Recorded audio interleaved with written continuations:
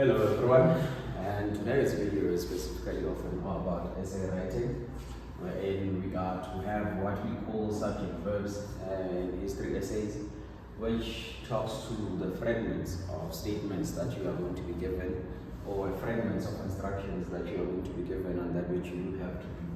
So the first question is, do you agree? When it comes to a question such as this one, it is going to have a fragment of do you agree at the very end. It's going to give you a statement, and the statement that you'll be given is a statement that you'll either have to agree with or disagree with. And in this instance, when it comes to the essay structure, the expectation is that you are going to have an introduction,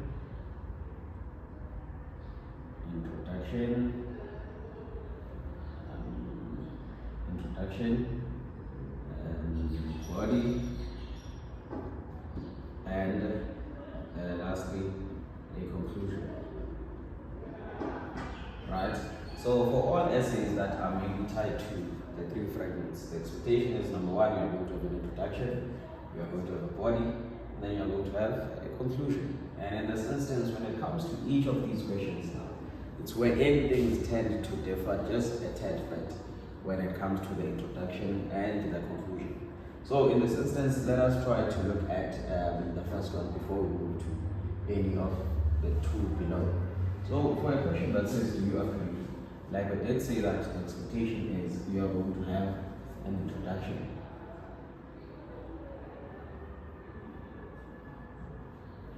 All your introductions for the essays need to encapsulate these three steps. It's a necessity that all your introductions for these essays have the three steps. Number one, you need to have what we call stance. Number two, you need to give us what we call a reason. And thirdly, so in now we need to get what we call an orientation.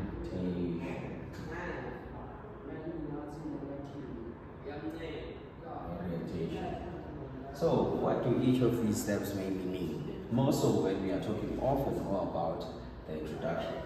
Let us now try to put everything in context. Where number one, we have a question that says, Soni Ali, let us formulate a question. Soni Ali,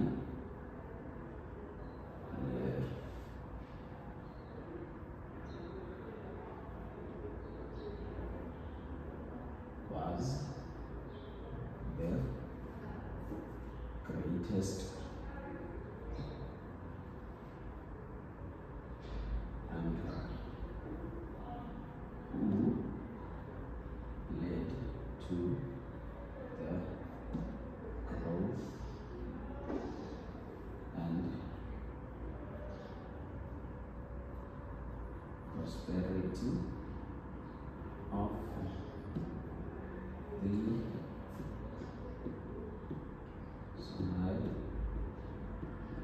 Empire.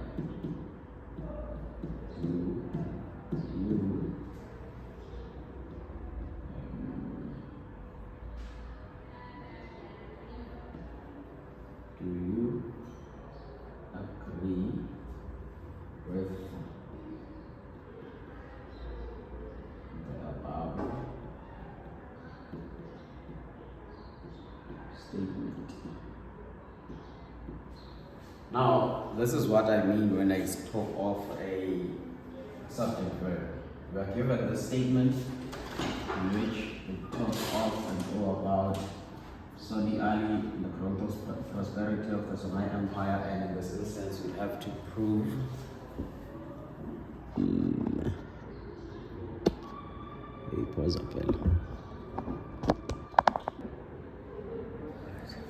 So in this instance, we have this question in particular that says, do you agree with the above statement? And when you speak of this question in particular, the manner of approach is going to be different from the other two.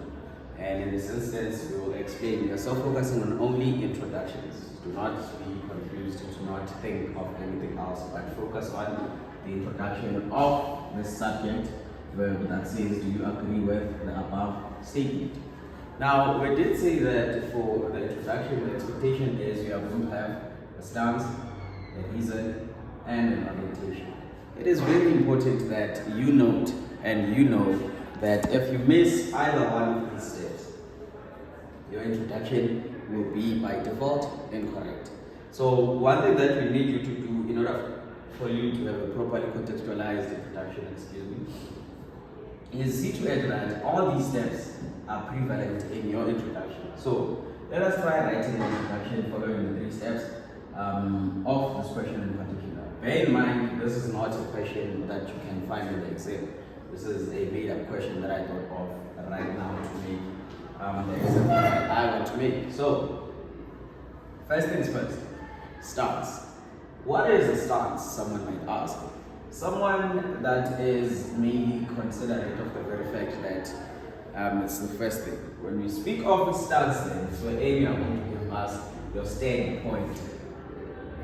Sorry.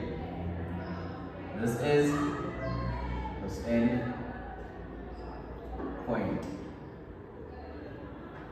which means it's where we mainly stand with a given question. In this instance, it's a question that says, do you agree with the above statement?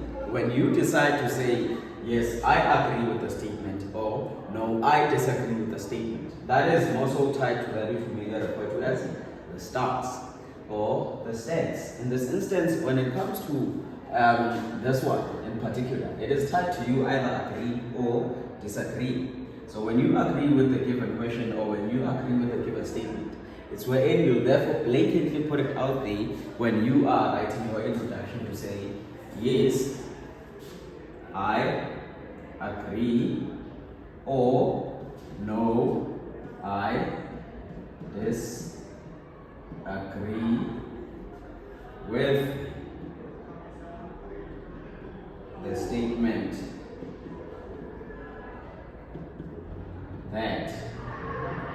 Now, when it comes to this part, it's wherein now you need to show us the statement that you either agree with or disagree with. And in this context, it is the statement that is given above. So in this instance, what you will really do here is, after picking either yes, I agree, or no, I disagree, you don't just pick and choose. Everything is based on the content that you have and content knowledge that you have, more so tied to answering the question.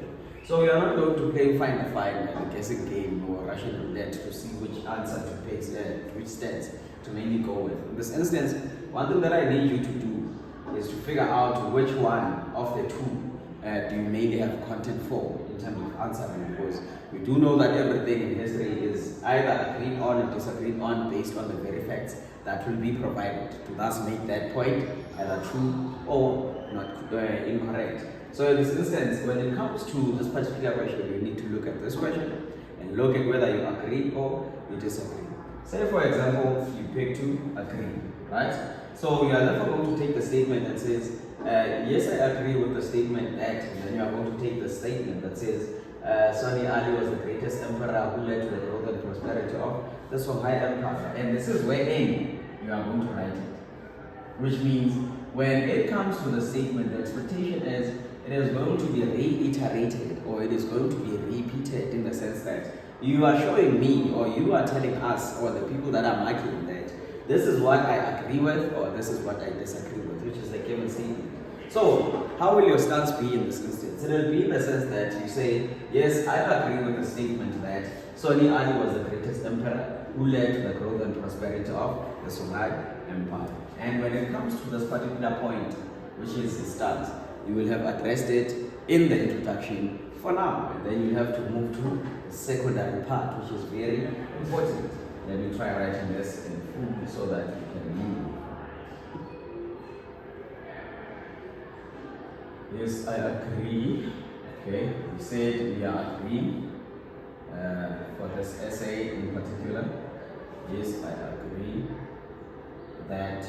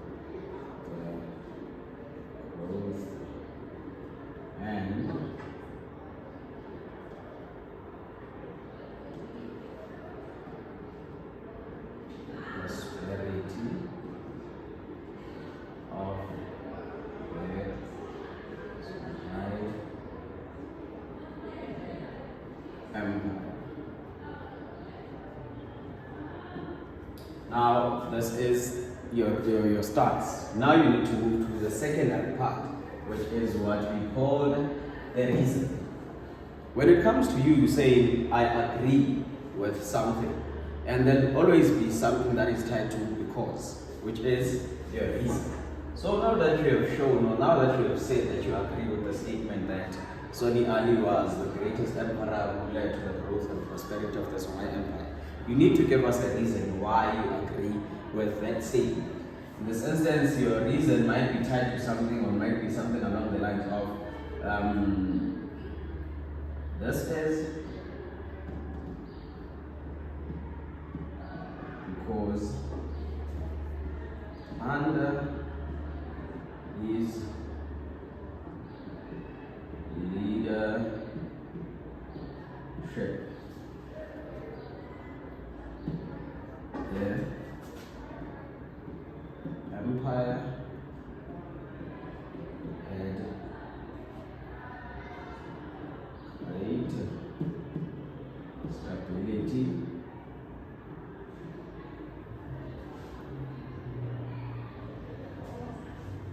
and peace, because he divided it into provinces. Also, say this is what you choose to give as a reason. It still forms part of the introduction. It is not skipping a line. There's no spacing between this line and this one. So in this instance, it's still one paragraph. Number one, we say the one that is written in red is your stance. Number two, the one that is written in blue is your reason. Now, there's one part that is now missing, which is the last one for the introduction, the introductory paragraph, I mean. So when it comes to the last part, which we're in now, you need to give us what this essay will do. So this is where you will say, this essay will discuss why Soni Ali can be regarded to as the greatest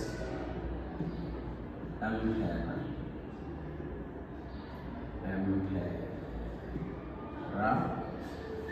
using examples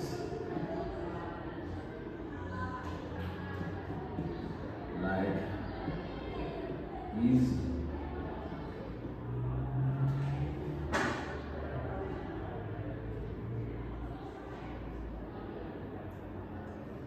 His leadership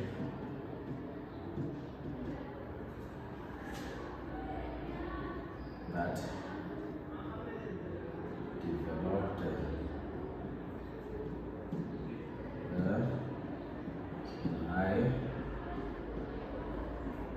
Empire. Full stop. So now, when you have done all three steps, it's wherein now we can say your introduction is properly contextualized. And when I say properly contextualized, what do I mean? Now, let us look at one thing.